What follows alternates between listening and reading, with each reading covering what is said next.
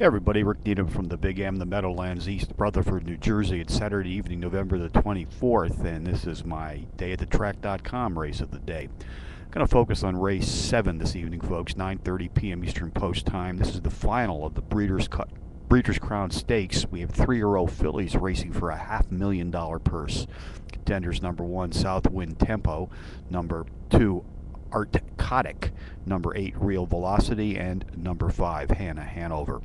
Number 1, Southwind Tempo, is the pace profile leader in this classy stakes field tonight. Has hit the board in power run fashion each of her last 4 starts, winning 3 times in this recent streak of racing consistency. Driver Toby Lynch Jr. has had her reins on 4 previous occasions, winning each time en route to a 153% return on investment in the process. Lynch is back here at the Big M tonight for ride number 5. Number 2, Arctic, comes off a power run, winning her last start, although she does take a slight step up in class of 2 units tonight. Race 7 summary: 1, Southwind Tempo, 2, Arctic, number 8, Real Velocity, and number 5, Hannah Hanover.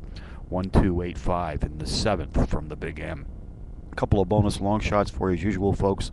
Let's go to Woodbine in Canada first, race 5, entry number 6, Little Dude Starbuck, a 9-2 shot, qualifies as a Trackmaster Plus Power Pacer, is the speed leader in this field tonight.